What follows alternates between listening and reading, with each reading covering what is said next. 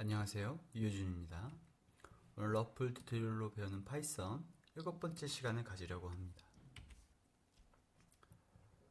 오늘은 명령지와 함께 딕셔너리를 같이 배워보도록 하겠습니다. 딕셔너리는 앞서 배웠던 리스트나 튜플과 같이 굉장히 자주 쓰이는 것이므로 여러분들이 숙지하시고 넘어가시기 바랍니다. 오늘의 명령지를 한번 살펴볼게요. 출동 명령을 받았다고 되어 있습니다. 각지에 숨어있는 요원들을 모아 출동하세요 라고 되어 있어요. 요원 앞에 있는 비퍼를 모두 주어 99개의 비퍼가 놓여있는 곳으로 이동을 해야 합니다. 그래서 여기 지금 리봇이 있는데 99개가 있는 이곳으로 이동을 해야 해요. R1 앞에 이 노란색 로봇 앞에 있는 이 비퍼를 줍고 이 요원의 정보를 습득하고, 이 비퍼를 줍고 이 요원의 정보를 습득하고, 이 비퍼를 줍고 이 요원의 정보를 습득해야 합니다. 그리고 좌표 10,10에서 전체 인원 정보를 출력하세요 라고 되어 있습니다. 또 좌표 10,9에서 첫 번째 요원의 나이만큼의 비퍼를 놓으세요 라고 되어 있어요. 좌표 10,8에서 두 번째 요원의 키만큼 비퍼를 놓으세요 라고 되어 있습니다. 그리고 좌표 10,7에서 세 번째 요원의 몸무게만큼 비퍼를 놓으세요 되어 있어요. 그래서 여기와 여기에 모든 비퍼들을 내려놓고 여러분들 여기까지 오셔야 합니다. 제가 실행되는 모습을 한번 보여드리도록 하겠습니다. 네, 여기서 실행되기 전에 비퍼를 줘야 해요. 그래서 980개를 주고 시작을 하도록 하겠습니다. 지금 여기 있는 화면을 잘 봐주세요. 지금 로봇이 당연히 없죠. 실행되지 않은 상태라서 속도는 가장 빠르게 놨습니다.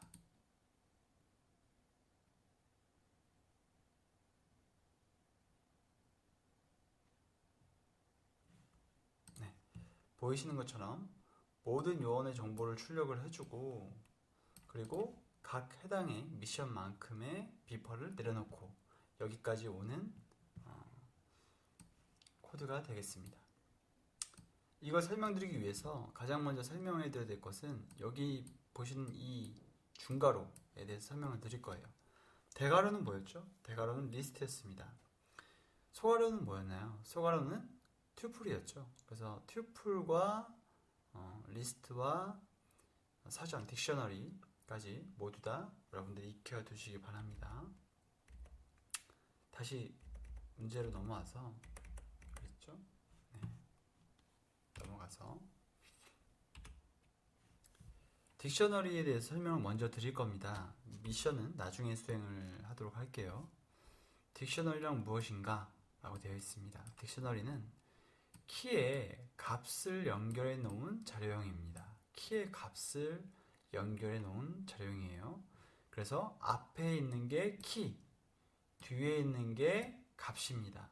그래서 키와 값을 가지고 있는 자료형이라고 생각을 하시면 되고요.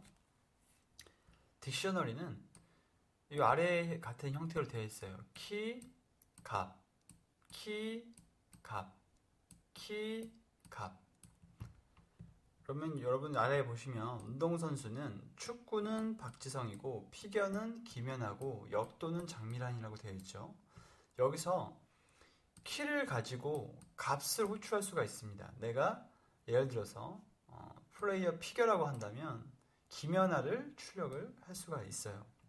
밑에 있는 예제를 한번 러프를 통해서 살펴보도록 하겠습니다. 우선 과일 가게 예를 한 번 더 살펴보도록 할게요. 과일 가게에 방문했는데 사과는 1,000원이고 멜론은 3,000원이고 바나나는 2,000원이에요. 근데 제가 바나나의 가격을 알고 싶은 거죠. 사과의 가격을 알고 싶다고 제가 생각을 한번 해보도록 하겠습니다. 방문해서 여기가 대괄호라는 거 주의를 해주시고요. 사과의 가격이 무엇입니까? 라고 물었을 때 프린트해서 출력을 해준다면 여기 1,000원이라고 대답을 해주겠죠. 그리고 멜론의 가격은 무엇입니까? 라고 하면 3,000원이라고 얘기를 해줄 겁니다. 그리고 마지막으로 바나나의 가격이 얼마냐고 물어보면 네, 2,000원이라고 대답을 해주죠. 여러분들이 여기 대괄호인 걸 주의를 해주셔야 하고요. 리스트에서처럼 여기 안에 있는 값을 변경하고 싶어요. 바나나의 가격이 올라서 뭐 3,000원이 되었다고 생각을 해볼게요. 그러면 여러분들이 리스트에서 하셨던 것처럼 등호를 이용해서 3,000원 그리고 프린트 샵에 바나나의 가격을 출력하면 당연히 3,000원이 나오겠죠. 실행을 한번 해보도록 하겠습니다. 네, 3,000원이 출력된 것을 알 수가 있습니다. 이렇게 값을 변경할 수가 있어요. 값을 변경할 수 있다는 것은 또한 값을 추가할 수 있다는 얘기도 됩니다. 그러면 여기다가 제가 여기 아예 없는 새로운 과일 망고의 가격을 5,000원으로 해서 추가를 해볼게요. 그리고 전체 과일 가게의 가격을 한번 출력해 보도록 하겠습니다. 자, 볼까요? 네, 망고가 5,000원이라고 되어 있는데 이게 첫 번째나 마지막으로 들어가 있지가 않죠. 왜 그러냐면 딕셔너리는 순서대로 들어가는 그 자료형이 아닙니다. 그래서 그렇고요.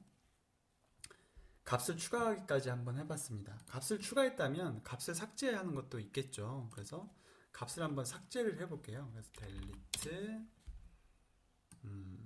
이번에는 사과의 가격을 한번 지워보도록 하겠습니다. 애플이라고 하고 멜론을 한번 지워볼까요? 멜론을 한번 지워보도록 하겠습니다. 그리고 지우고 시작을 한번 해보도록 할게요. 그럼 멜론이 없어진 것을 알 수가 있습니다. 그리고 리스트에서 했던 것처럼 여기 전체 사전에 길이를 알고 싶은 거예요. 이 길이를 어디서 쓰나요? 여러분들 for문이나 while문으로 이 리스트나 사전을 탐색할 때 주로 쓰게 됩니다. 그래서 앞에 이걸 지우고 여기다가 length라고 쓰면 여러분들 리스트의 길이를 구해줍니다. 지금 몇 개죠? 총 3개죠? 이게 한 개입니다. 그래서 총 3이라고 출력을 해줄 거예요. 네.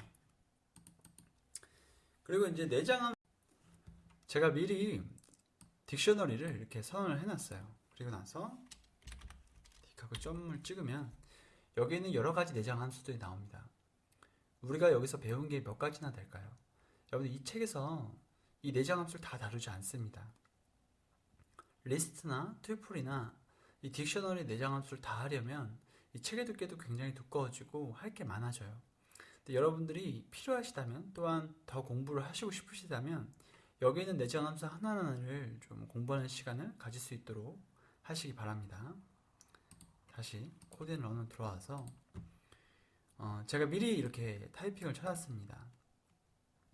이번엔 어떤 걸 할 거냐면 카피를 할 거예요. 내장 함수 카피를 할 건데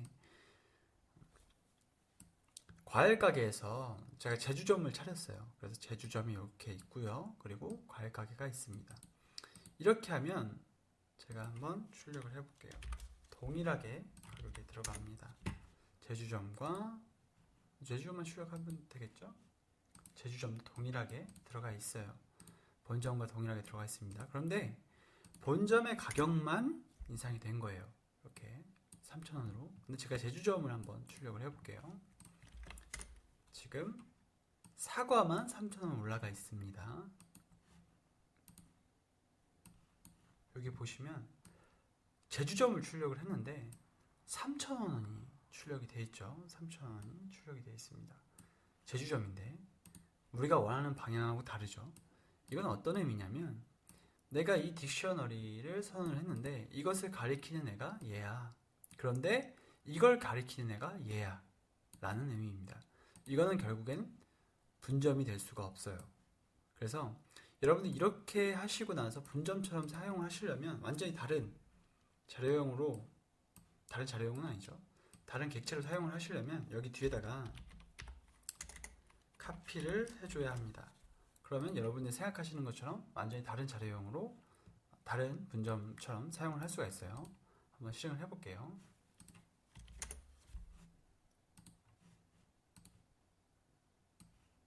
뒤에서 보면 애플이 1,000원인 것을 볼 수가 있습니다. 당연히 본점은 3,000원으로 바뀌어 있겠죠.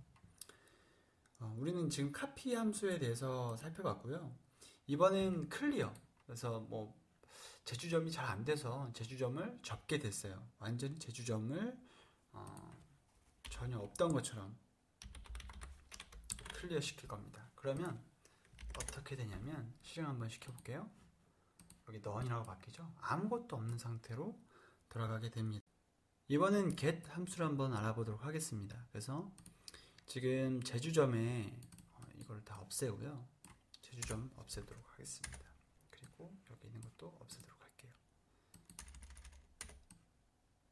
여기에 get 하나만 남겨놓고 애플이라는 사과의 값만 좀 가져오도록 하겠습니다. 자, 이런 식으로 한번 써보도록 할게요. 실행을 시키면 애플의 값을 가져오는 것을 알 수가 있죠. 그리고 멜론을 한번 출력을 해볼까요? 멜론을 한번 출력을 해보면 네, 이런 식으로 멜론의 값을 가져오는 것을 알 수가 있습니다. 이번엔 업데이트라는 함수를 알아보도록 할 텐데요. 업데이트는 다른 사전의 내용을 지금 가지고 있는 기존의 사전에 합쳐주는 함수입니다. 예를 들어서 지금 샵의 제주점에는 새로운 과일이 있어요. 새로운 과일이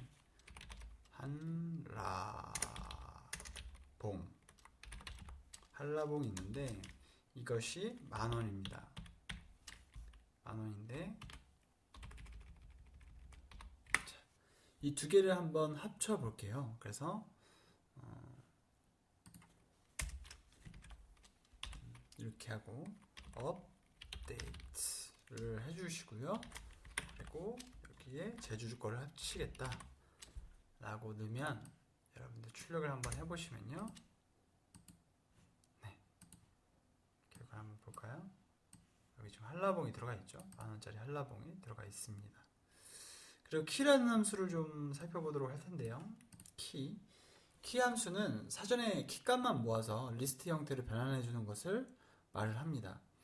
앞에 있는 이 키값만 모아서 여러분들 리스트 형태로 변환을 해주는 거예요. 그러면 한번 해보도록 할게요. 이것을요, 여기서 키 이런 식으로 쓰면은 실행 한번 해보도록 하겠습니다.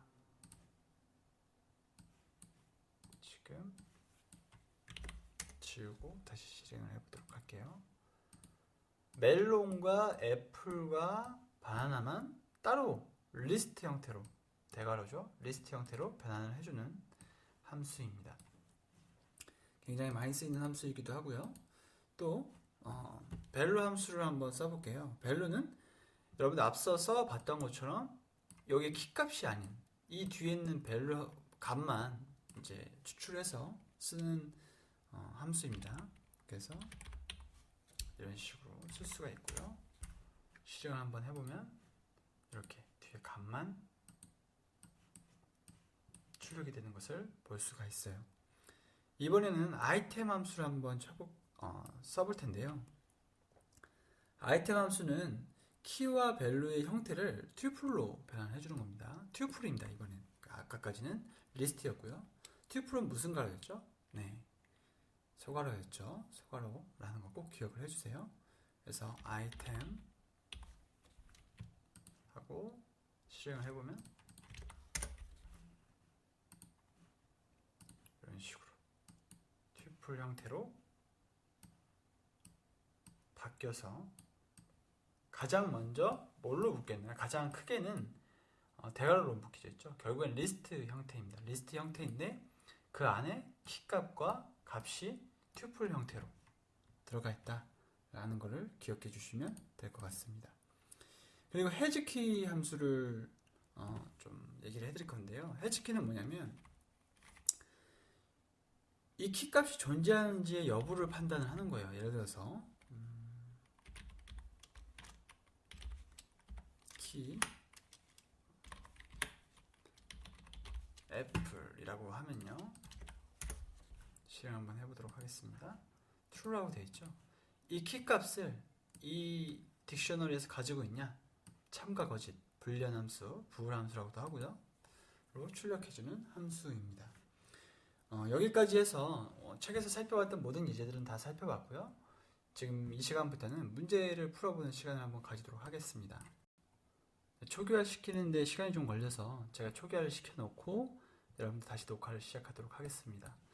지금 R3 인포와 R2 인포와 R1 인포가 어떤 형식으로 저장이 되어 있나요? 딕셔너리의 형태로 저장이 되어 있죠. 저장이 되어 있고, R3, R2, R1이 로봇을 호출하는 형식으로 되어 있어요. 이것은 따로 설명해 드리지는 않겠습니다. 앞서서 이미 설명을 해드렸기 때문에. 그리고 나서 에이전트 인포를 보시면요, 리스트 형태로 되어 있어요. 리스트의 형태로 되어 있는데 안에 들어가 있는 정보가 무엇인가요?